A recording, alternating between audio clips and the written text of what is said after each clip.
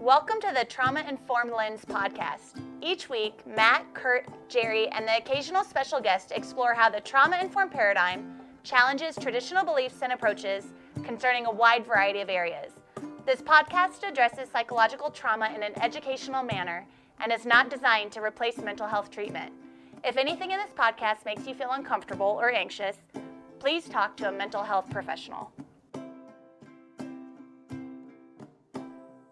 Welcome back, friends, to episode 31 of the Trauma Informed Lens podcast. Today, we're going to really continue our discussion from last week's episode when we talked about the rigid response to stress and trauma.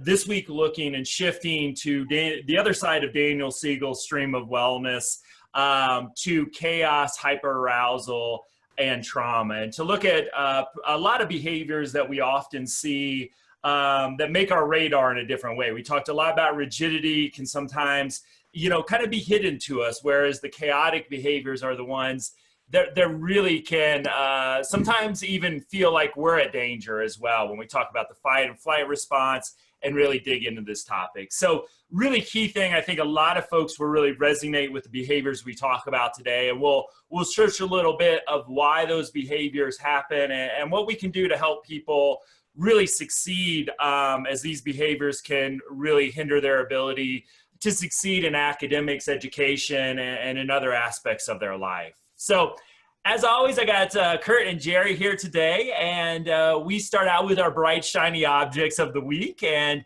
I'll start out because mine's a little silly and a little nerdy at the same time.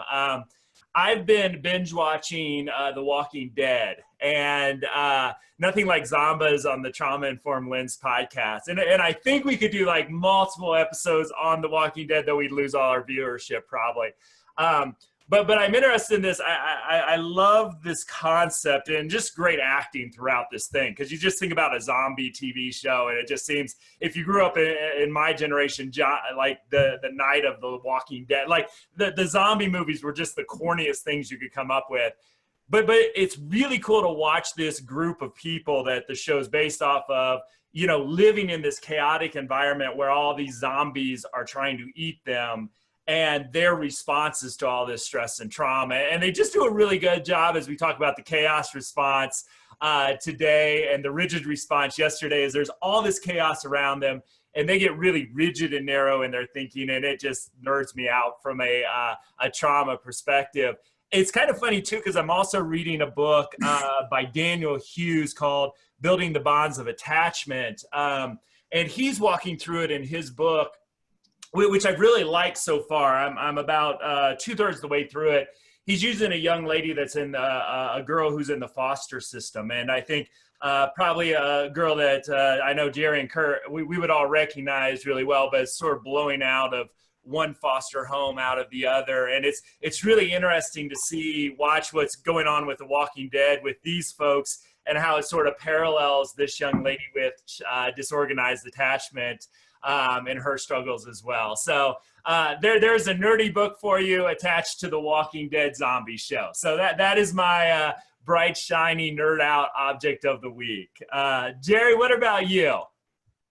I'm getting ready to go take a golf trip to Scotland to play St. Andrews in July. So I've been trying to improve my skills. And I'm working with a couple of PGA golf pros, and really interested in how they're approaching both getting me to stop doing something and getting me to do something, right? And noticing both my desire to improve, but my resistance to letting go because I'm comfortable and familiar with what I do. And if I change, my game has to get worse before that. And kind of thinking about that as a metaphor for, trauma and treatment, and thinking about how individuals really want to change and they really want things to be different, but how uncomfortable that is to let go of habits. Mm-hmm. developed, even though they're not necessarily serving us as well. And watching these professionals, in some ways, constantly asking me to do something different, but kind of holding me in that process, giving me positive feedback on what I'm doing, using videos to give me feedback on, so it creates some dissonance in why I need to change. So I want to give a shout out to all those sports coaches that have kind of integrated a lot of these practices into helping people change embedded habits to kind of achieve their goals. So I think there's something we can all learn from that process. Very cool. And it's fun to hear you talk about that, because I always, to help people have empathy for why people don't automatically change their golf swing or stop using drugs or change behaviors is, what you're doing is you're changing the physical makeup of your brain. You're using your body and your mind to work differently. And that doesn't usually happen without a little bit of resistance, hesitation and fear along with it, even for a golf swing. So yeah, awesome example. Curt, what about you? What are you thinking about this week? One of my younger sisters is in my thoughts a lot this week. She has a young son, her youngest, she has 4 children, and her youngest son was diagnosed with infantile spasms. If you've read anything about it, it's a insidious condition that can be really difficult. And she got really fortunate to get in the hands of the Duke University Medical Center. And so they've localized where the seizures are with a pretty cool surgery, and have implanted electrodes in his brain to locate where those seizures are. I mean, amazing, these things that we can do now, and are now mapping where his motor areas and sensory areas are in his brain, so that when they do the surgery to get rid of this localized focal seizure location, that they won't disrupt any of his other functions, at least disrupt them as little as possible. Nice. So there's kind of 2 aspects of it where I'm like really grateful that we have all of the knowledge and all of the technology that we have. And also I feel bad for my sister and for what she's going through. And I think of that a lot as a parallel to what I feel a lot as a professional in the trauma field. I'm sure glad that we know what we know and can do so much good, but there's also another side of it that is quite poignant in doing the work that we do. So that's it, certainly in my thoughts a lot this week. Yeah, well, we'll keep her in ours as well. Again, the technology is amazing that we have it, and yet it doesn't make the process, easy to go through as well. I'm sure to watch those medical procedures happening to your child has got to be. Yeah, it's tough on her. Yeah, that has got to be really difficult. So keep her in mind as well. So this week, again, we're talking about a really important subject that I really think that helped me put a lot of behaviors that frustrated me historically, and honestly still frustrated me afterwards, at least in some sort of perspective. And that's the chaos response. And as we talk about hyperarousal, I think highly related is the flight and the fight response. But I sort of want to start out with chaos, and then we'll expand it out a little bit more to the fight and flight response. And I just kind of want to go around and think about, what is the chaos response? How have you sort of seen it manifest itself?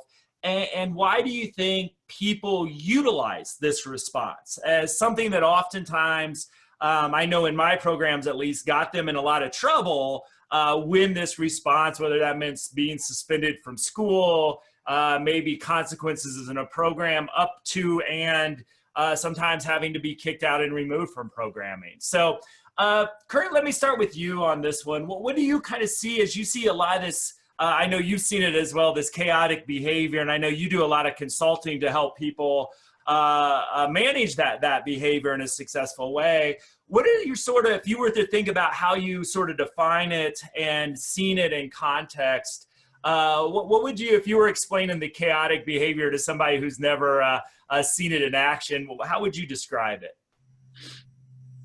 Well, one thing I think about how to view it is that there is an adaptive part of a lot of variability in behavior. And the way I think about that is that we're faced with many, many stressors throughout history and throughout our individual lives and days. And one of the things that we've come equipped with is the ability to engage in a lot of variable responses in order to solve problems. And that ability to be variable and to actually engage in things that we've never done before is really important, in that then the environment can interact on that level of variability and new things can come out of it. So I think there's a good reason for why our stress response can lead us down these two roads of getting incredibly rigid and also getting incredibly chaotic. Mm-hmm. That when we're faced with something where we're trying solutions, in the behavioral world, we call that an extinction burst. When what has worked before stops working, we engage in more behavior, and that can bring new solutions. So there's something really positive about the chaos, but you see it a lot. And as you said, it can be really kind of vexing, both for the people who are caring for a person and for the person themselves. Mm-hmm. And it can feel really confusing and really frustrating for both. And really, like, it sets up a lot of misunderstanding between both kind of parties, in those who are engaged in treatment and those who are attempting to try and be helpful. Absolutely. So there are a lot of kind of things like that you have to hold as you go through that process with people. Mm-hmm. Jerry, what are just some initial thoughts on the chaos response, what you've seen? And I think, and I'd love to get your opinion on this too, I think we're talking a lot about the amygdala here, if we're thinking about it from a neurobiology perspective, that emotional fear-based part of our brain is starting to really take over in here. So I'd love to just get your thoughts on any or all of that.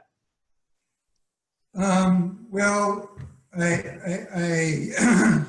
to begin with is, let's not jump to the amygdala, right? Because the amygdala is the kind of superstar kind of organ, right? But really this brain, we're really talking about an embedded brain, a nervous system that is designed not to respond to situations, but to try to regulate our internal states, mm-hmm.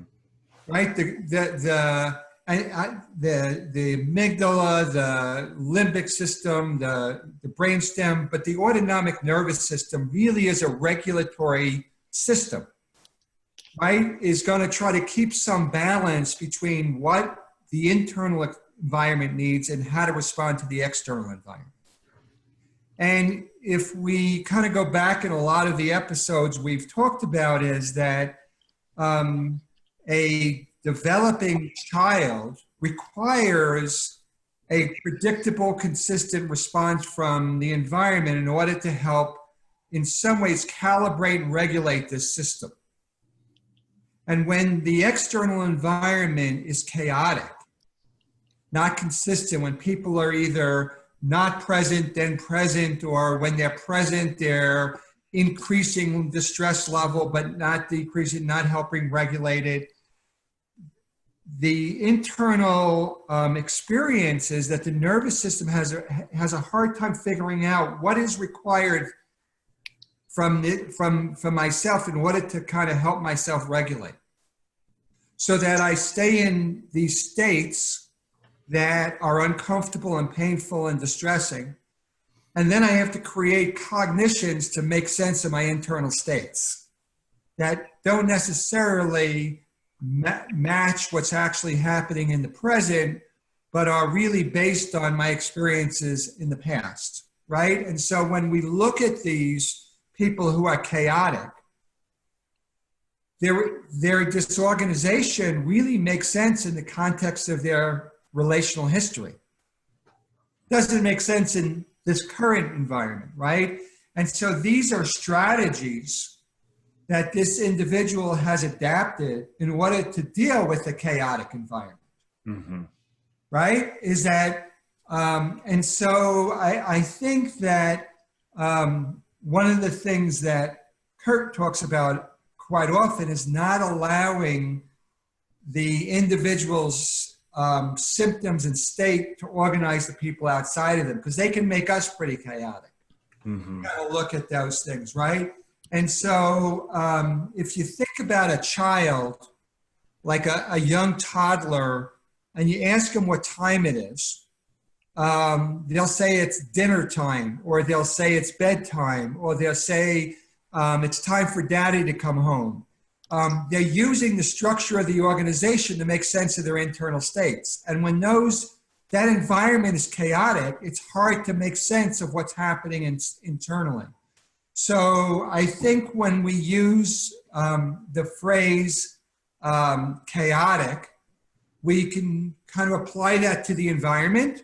Mm-hmm. We can apply it to the response pattern, or we can kind of, from a physiological perspective, think about this individual is having an extremely hard time finding a strategy that helps them to regulate and get back to a state of equilibrium. And so they're constantly, in a way, trying to be responsive and stay in a defensive strategy rather than being safe, secure, soothing, and able to kind of in a place, finding a place to rest. Is a nice way to kind of look at that. So I think there's multiple ways in which we can think about this sense of chaos externally in the environment, looking at behavior, but also in terms of physiological states it's kind of circular. So the external environment can impact the behavior that can impact the physiological state. The physiological state could impact behavior, which impacts the environment. That's why these individuals stay in crisis so often, to kind of looking at that piece. So something you were talking about earlier, Jerry, too, is the idea of you have to get disorganized before you reorganize at a different state. You're talking about your golf game. Right. In order to, in a developmental sense, that kind of chaos happens as well. Right. That's what development is. It's the perturbing of the current state, right, and reorganizing at a higher level. So to kind of look at that. But if what is that higher level? If I stay in that state of being perturbed, I'm going to, as you would talk, have a burst of behavior to try to figure out what's going to work to get myself back to this equilibrium. Right. It's kind of indicative of the anticipatory nature of the brain as an organ, that it is always driven to try and predict and make sense of what's happening to us and what might happen. Right. Yeah. And the thing about it is very difficult because, our biology is designed to respond to threats and stimuli to in some ways, stresses that which gets us out of homeostasis. That's what gets us out of balance, right? But we don't necessarily have to respond to external stresses. We can create those in our own mind and then kind of look at that. So it isn't like we have to look at in the environment, what is the stresses triggering somebody? Their own physiology could be, and their own cognitions could be what's activating these behaviors, which then creates things in the environment to kind of match that. Yeah. Some people actually get regulated when the environment gets chaotic. Right. Yeah, and it's I think it's a few books, including the one that I'm just reading by Hughes. It's really, and I've seen this so often, it makes total sense, but really understanding how if I grew up in that chaotic environment with chaotic relationships, that whether somebody's 45-year-old or 4 years old, they become really good if treatment's not given and they don't get the help that they need of recreating those environments and those relationships. And often sort of, if we're not at our best, force us into the role. Herman really did a good job and introduced me to this years ago of sort of the abuser in some way, or that savior role, which again is sort of, if you've ever been in the situation where you start to feel like the abuser, and some sessions I remember feeling like the abuser and savior many times over in just an hour period of time. that can feel pretty chaotic as well. And that this recreation of environments and relationships, and that sometimes even young children become experts at this, because in an odd way, for I think an outsider to think about, that chaos feels more normal to them than a highly structured school environment or residential care environment or foster home environment. And I think it's really important for us to understand is that doesn't mean that they're bad or sick or something like this to do this. It's just, it's in some ways this a real, survival response for them. It's what they know. And I find that just absolutely fascinating when you think about human beings doing that sort of thing. So some of the most illuminating experiences I've had are being able to really ask questions to the people that I'm involved with as a caregiver. And some of the really just fascinating answers to questions when we start to think about the story or the cognitive aspect of what's put on top of these internal states. And some of them, a couple that are coming to mind, or one was a young woman who grew up in South Central Los Angeles, incredible history of abuse. She was commercially and sexually exploited. I mean, she'd been through hell, really. And one of the things that she and I talked about was music. And the music, she loved angry rap music. And so we were kind of talking about that and talking about why that felt good to her. And it really kind of came down to when we talked, it took a while to kind of get to this, but she said that the beat and the sound of it made her more activated. And that she was worried that if she got to where actually it was calm, and we mapped this onto her heart rate, when she got down to about 80 beats a minute, which for most of us would be normal, she felt like she was depressed. And so she always was always driven to get her heart rate up to above 100 beats a minute. And listening to music like that and dancing really was the way that she titrated her internal state. And I mean, she was placed in a residential program. It drove the staff crazy. They were like, why don't you want to be calm? Like, we all want to be calm. And so her way of being driven was opposite of what everybody around her was. Yeah. We're always, when we get up too high, our drive is to get back down. And for her, it was just the opposite. That when she got down to what would be physiologically a more normal state, she was driven to get back up. Yeah. And that was just a constant source of conflict between her and the people who were around her. Yeah. The other that comes to my mind is several kids that I've been involved with who were raised in orphanages. And most of these came really from Eastern Bloc countries. And in talking with them, their internal experience and their perception of their internal world was if they weren't hypervigilant, they weren't safe.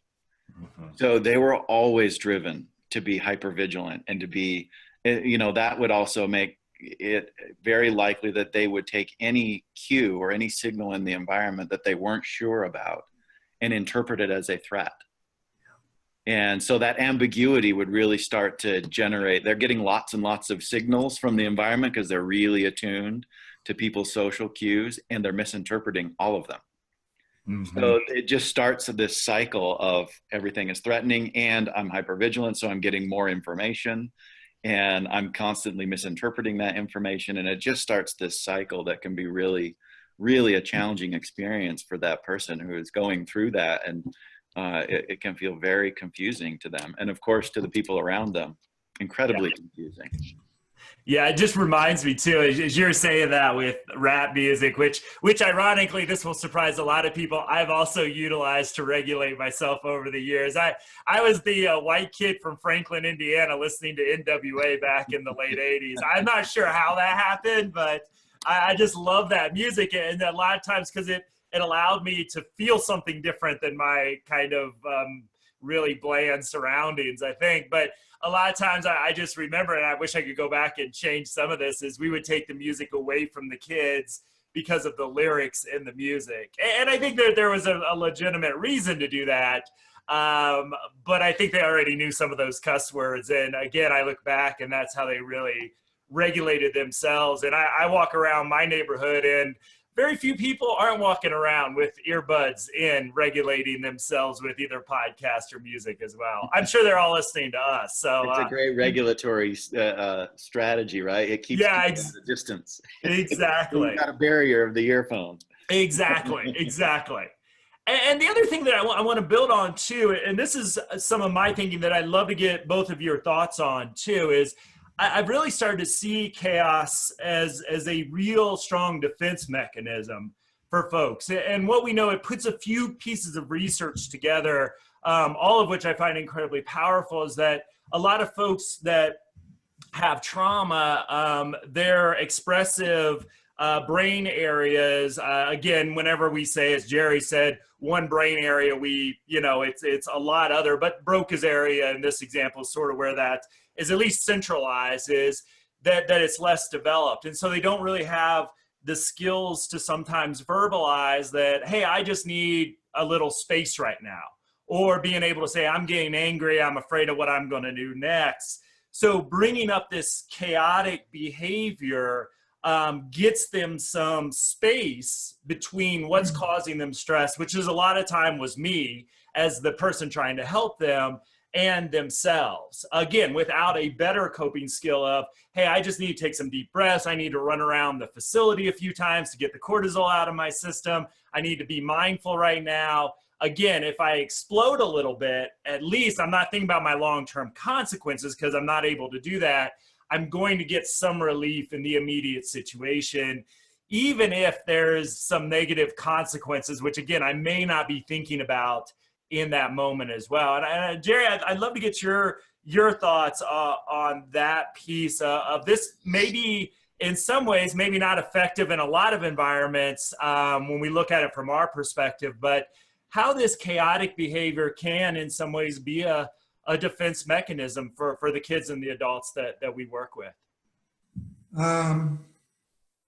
So let me, that's a really good question, right? So let me try to go back to this issue of this reciprocity between what's happening inside and what's happening in the environment to kind of look at that, right? And so oftentimes a child has come out of an environment where words have not been the primary way in which they get their needs met, right?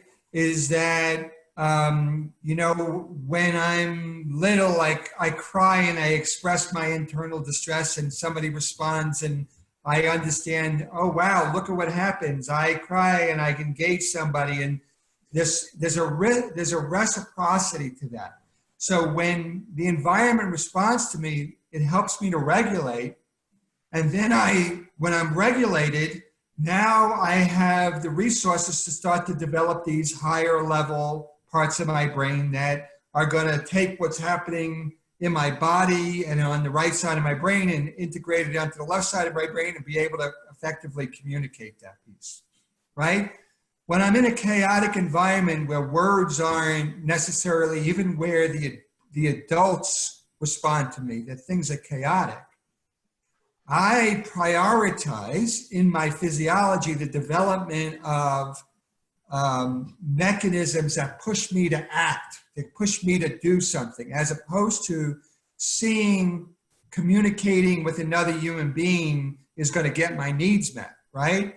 And so what happens in this interpersonal space activates certain parts of our nervous system, which strengthen certain pieces and weaken others. So in these individuals that grow up in chaotic environments, the connections that allow them to put things into language and to do it aren't as strong, and so they're much more prone to action. You often see on cognitive testing that these people have way more, their motor strengths are way more developed than their verbal strengths. So the performance verbal IQs there's a gap in there to kind of look at that, right? And so what ends up happening is they get overwhelmed. They don't see the other as a resource. They then withdraw. And now those parts of the brain that has to put things into language don't get used. and it kind of irritates the environment, and they respond with behavior, and it gets reenacted, right? And so really, once again, what we see is this individual's nervous system was exquisitely designed to live in the environment that they grew up in. So using language for them has not been the primary. Communicating your needs to another human being and feeling like your needs are going to get met in a consistent way has not been the primary way that they survive. But they act in ways that are consistent with their nervous system not to change that. So going back to my analogy is, how do I, as a intervener, how do I help put language to their experience, not necessarily just react to their experience, is gonna kind of put to that. How do I, in some ways, say, boy, this is really hard and you need some space, and label things for them, because now what I'm trying to do, what should have been done early in their lives, is have somebody outside pay attention to their internal states, not just to their behavior. Mm-hmm. So that's the quandary when you're dealing with people who have had these chronic, chaotic environments. They act in ways that keep them safe, but it also doesn't allow them to, in some ways, develop those parts of their brains and parts of their relational experiences that help them heal and grow and, in some ways, develop in different ways. Sounds like we got a special guest joining us at your house, too. Yeah, there's garbage people are coming, so he's communicating, and I'm really ignoring her. So, you better serve in return with him a little bit. Just difficult behavior here. Well, Gary, your example is bringing to mind another child that I'm involved with now on a consulting basis, who is described as a feral child. How much that is totally true, I'm not entirely sure of, but some of the symptoms that we're seeing are really similar to that. There aren't very many words that are used. Everything is behavior, and the people supporting her, who are of course young, and like they're in a classroom, and they're in their 20s, they're still under that level of hitting that age of about 25 where we fully develop our brain, and they're having to manage this child who is incredibly sweet, but really there's no space in between this child being dissociative and hyperaroused. It's just all the way, one way or the other. Either she's not organized by what's going on in the environment and not responding to what's happening, which comes across as a lack of motivation.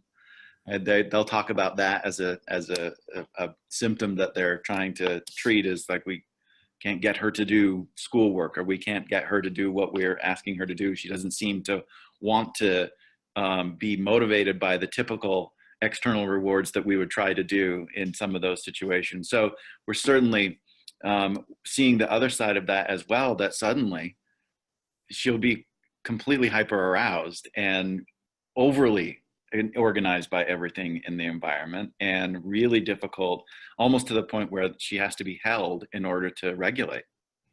So we're seeing this kind of trip between being really disorganized or not organized by the environment and extreme chaos. So if you stop for a second and think about environment, behavior, internal states, what she's doing works to regulate her states, but it's creating distressful states in the adults, and they can't handle them. Yeah. Right? And so when she gets dissociated, that's working for her, but it's creating distress in the adults, and they can't kind of manage it, and they can't, right? So they try harder to kind of get her out of that.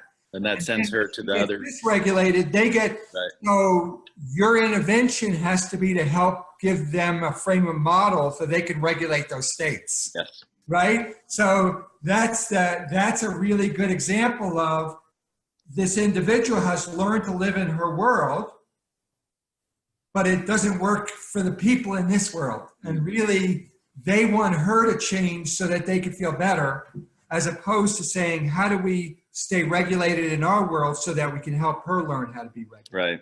Yeah. And it is a challenge, as you were talking about, having an attuned caregiver to be paying attention to your internal state and to help you to identify and verbalize it. It becomes increasingly a challenge when you have internal states that don't map onto each other. Right. So you have a child who has an early childhood history of being emotionally dysregulated, and like the teenager from LA that I was talking about, whose stress response was really, her drivers were opposite of what most of us are feeling, right? When she's down, she's always driven to get back up and to stay at a level of arousal where she feels comfortable, which is the opposite of what everybody around her is driven to do. When they get to where she's, at 120 beats a minute, let's say, they're driven to bring their heart rate down. And when she gets down to where they are at 80, then she's driven to get back up. And so for them to be able to help her to label and correctly identify those internal states, it's increasingly difficult because they don't match up with one another. Right. So thinking about it from just developmentally, an infant doesn't have words to tell us what's happening, right? So what they do is they cry, or they smile, or they move, right? And that creates a state in us. And then I use my internal state to estimate what the infant is going on. And then I respond based on my reading my own internal state. Right.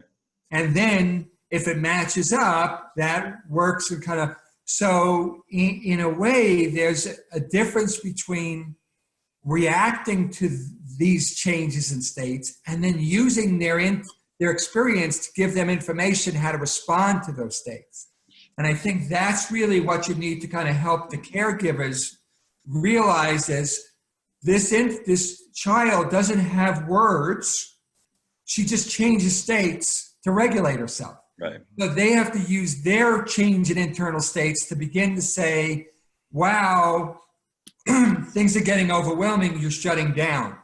Wow, you're right to kind of, right. So as you begin to educate the caregivers about how to use, if this was an infant, we do this pretty consistently. But when somebody grows up, we now expect them to use language to kind of tell us, when they're really relying on really more primitive ways to regulate themselves, which create states in everybody else. So your job as a consultant really is to help the caregivers not be reactive to those states, but to be able to respond to those states. I think that's one of the most powerful things about the trauma-informed paradigm and the science that it's based on, is that it gives us a framework to understand those things. Exactly. Sounds like it's a great example of a child who's learned how to develop strategies to regulate herself in a crazy environment, but it really dysregulates the people who are trying to provide care to her. Yeah. I do want to throw in another question here. I think we've really done a good job, and I just want to reinforce it. Of course, I got another question. But reinforce, I think, to sum up even, because I think this is such a critical point about how being raised in those chaotic environments where, in some ways you're rewarded, and those rewards may look a lot of different ways for matching the state of that environment, is those chaotic traits then become, states become long-term traits for us, as Daniel Siegel says. And so a lot of kids that enter our classrooms, that enter our treatment facilities, that enter our homeless shelters, again, they're walking in with this real trait of chaos, which in some ways serve them well outside that setting. And I think, again, as Curt said, if we can at least understand that, and I think understand our role, I love that, again, that analogy of the metronomes, where if we really keep our beat steady, even if they get a little chaotic, hopefully eventually as we build safety and trust, which are going to be big topics that we're going to tackle in the upcoming weeks, that once they do feel safe, that we can start to really attune with them and help them learn different ways that can be more effective in other situations as well. And I think that that's a really cool way to look at treatment instead of your behavior is inherently bad. And too often I think we internalize that because you have this behavior, that's who you are, and making sure that we separate those two things. I also just want to throw out a question too, though, with because hyperarousal, I see this a little bit as a continuum. Is we see some of the times this chaotic behavior as a defense mechanism, a state or a trait that's I'm trying to feel safe in some way, or this feels normal in some ways. And then we escalate, or at least I see it as an escalation to then the fight or flight response, where now we've gotten so much cortisol and other chemicals in our body where we then have a reaction to either run away, a lot of times physically run away from what's causing us stress, and a lot of us I know who are listening to this have been in this situation, or we fight against what's causing us stress.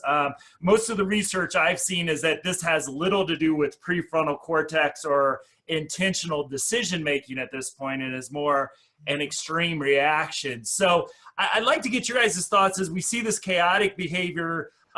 Sometimes it's just a reaction to what's going on in an environment. And then as that reaction may grow and more stress is introduced, then we can get to some of these extreme hyperarousal behaviors. And I want to get your guys thinking about the relationship between chaotic behavior that we've been talking about and some of those extreme fight and flight responses that we've all been exposed to at one time or the other.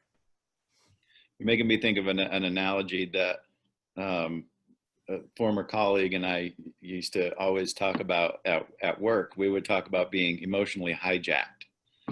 Where we're like, I got duct tape and zip tied and thrown in the belly of an airplane that I did not buy a ticket to go on. I'm on a journey now. Yeah. That I did not choose to go on. I didn't decide this, and I'm stuck in this airplane, and away I go, and I'm going to be on it until I'm not anymore. It just it reminded me of that story. Yeah. And a lot of the feelings that you have in that situation, right, are those urges to either fight, so you can feel a lot of anger, or you can feel a lot of, I want to run away. Yeah. And you get both of them almost simultaneously when we're in that situation. But I also use that a lot when I'm talking to, say, a group of staff who are dealing with a very difficult child for them, who's dysregulating them, right? They probably feel like I got hijacked and I'm zip tied and my mouth is duct tape and away I go. I'm on this trip and I did not purchase a ticket. Yeah.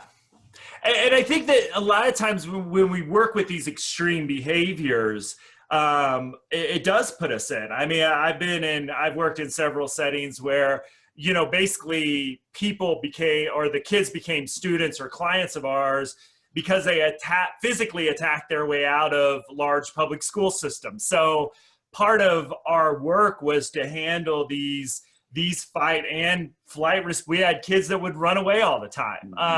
And so, with that extreme experience, again, we tried to intervene before that happened. But again, with some of these kids, they had so little ability to self-regulate, at least initially, before we help them build some coping skills, whether that was occupational therapy or mindful breathing or something like that, is they would get to this response. And then, boy, when a kid's really trying to kill you, because that's what a lot of these kids were really trying, at least physically to hurt us, to stay regulated ourselves in that environment was incredibly difficult. And I think that was the extreme, but a lot of times when we're being yelled at, I don't know about you all, but I've been spit on, I've been bit. For me to take a deep breath and realize this behavior is not this child, it's hard for us in that situation as well. Doesn't match your biology. right? So you're Yeah. living to do something that your biology is not telling you to do, right? So that's a really hard thing.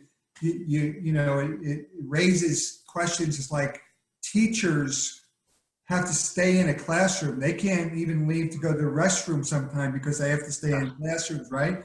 So their biology is kind of being pushed to say, I need to kind of kill this kid or I need to run away from the classroom. But so their physiological state doesn't match what they have to kind of do. That's kind of crazy making. Yeah. Kind of look at that. But I want to kind of try to address a couple of things that you said. One is, Matt, you said is trying to keep this metronome keep going neutrally. And really, that's not necessarily the way that relationships work, right? Is that a good caregiver doesn't necessarily keep their metronome going consistently.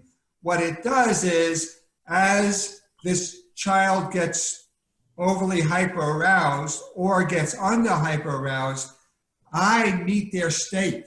Mm-hmm. And then I go back to being regulated. So I get dysregulated and then I get re-regulated. Yeah. And so in good co-regulation, I have to meet you where you're at and then bring you back to where we need to be. If I stay regulated, you perceive me as not getting you, not understanding. Mm-hmm. So then you start trying to communicate it even more strongly, as Curt would say, a burst of behavior because you're not getting it.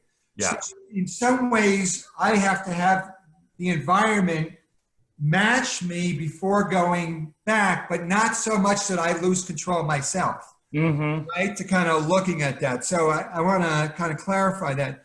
But so can I ask so let's say I'm working with a kid and the kid is getting very hyper aroused. So starting to yell, threatening me and everybody around them.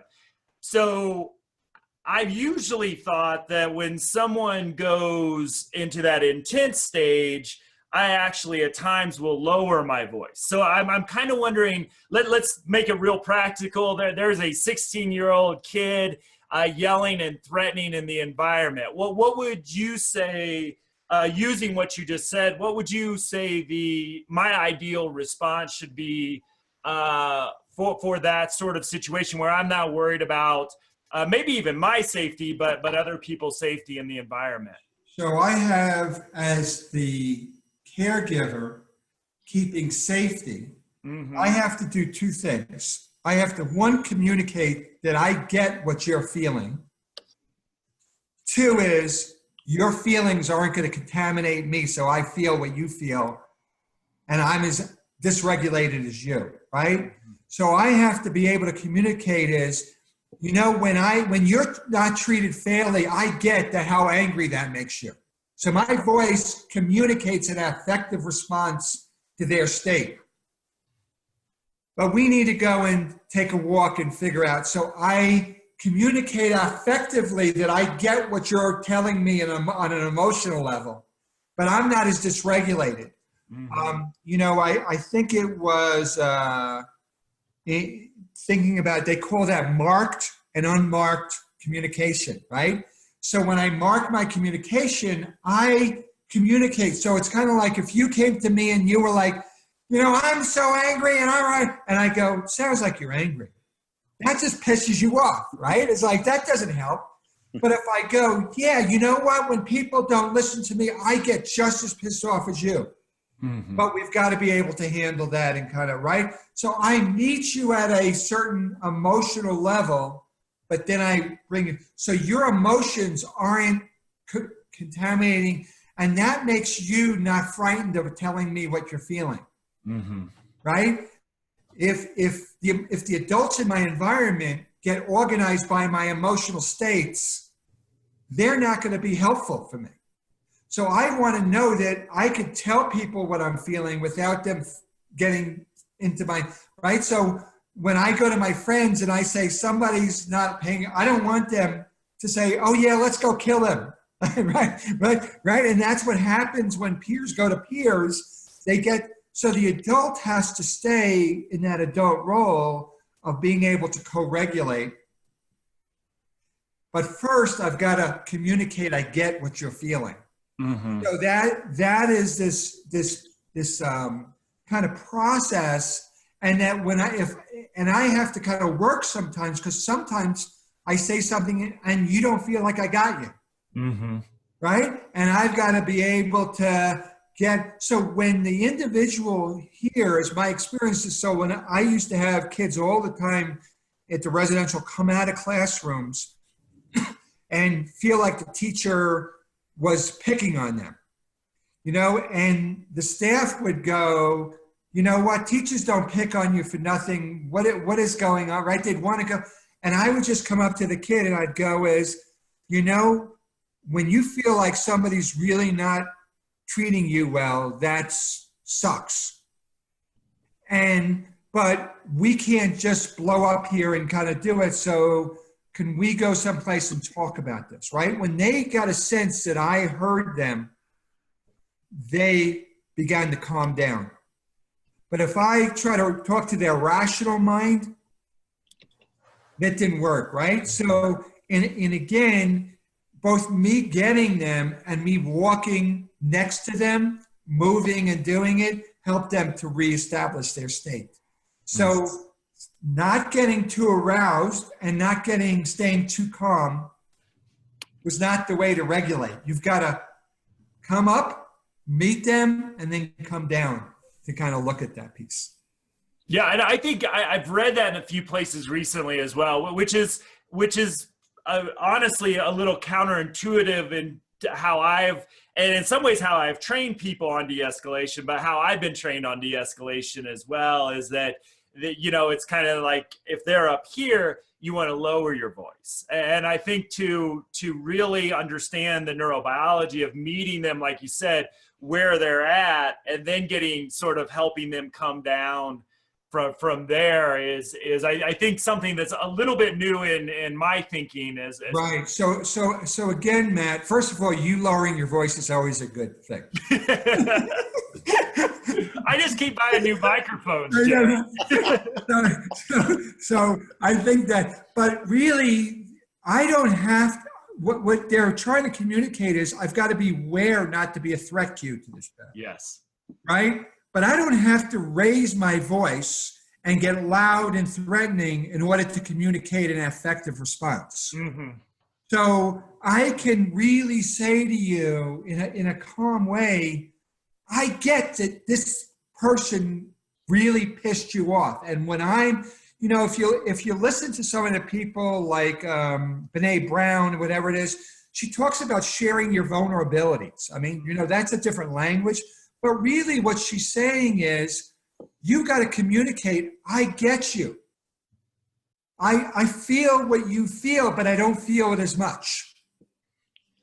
Right? So that's the way. So you have to not be a threat cue, but you can't be such in some ways like the still face experiment, not have enough affect that the person feels like you're communicating back to them. Yeah, and what I see from you too, I think that's really that maybe my wording wasn't right, is your empathetic communication when you do this. And if you're not watching the video, you might want to check Jerry out here. Plus his dog made a guest appearance too earlier on. But even though your voice stays fairly regulated, when you're showing how you would communicate with somebody, you become pretty animated initially, but your voice stays pretty consistent. So that's what I'm really getting from you, and maybe didn't communicate right, is you sort of go up there with maybe a little bit of your nonverbals and just your affect, while you're not yelling louder than they're yelling. Yeah, and I'm in control. I'm not. Yes. Your emotions aren't dysregulating me. Right. I'm picking up your communication, but I'm not getting dysregulated. Yeah. That's the piece, so that I stay as a resource for you. But if I get too calm, I'm the still face experiment. Yeah. And if I get too reactive, I become a threat cue. Yes. That's the balance you're trying to kind of look at. And Curt, I want to get your opinion, but I also just want to acknowledge how difficult that is when you're worried that there's going to be a fight breaking out that may or may not include you. And I think that's why, again, I always like to put that plug in for self-care to stay regulated in that context. I know it's taken me years to really, okay, yeah, people could get hurt in the next few minutes, but I'm going to take a deep breath and utilize a very complex intervention strategy. But in some ways, that's again what we have to do to keep everybody safe. But just to throw in there that's I think Dr. Bloom says emotional labor that can be very taxing and difficult, but absolutely necessary, and probably needs a lot of supervision support to get some of us there. So. Curt, what are some of your thoughts just as we start to wrap up here? I think Jerry gave us a gold mine to think about there. I think that one of the major purposes of humans living in social groups is to share experiences. Mm-hmm. And so I think that that's really important in what Jerry was talking about, is that when we're upset, when we're sad, when we have feelings, we tend to, as a species, want to share those with others that are a part of our groups. And so doing that, I think, is really important. And having the skill to do that takes a lot of practice and takes a lot of good supervision and takes a lot of emotional energy. Mm-hmm. But it can work so well. Yeah. I mean, just to think back on one of the things I noticed from the case of this child who's described as the feral child, right?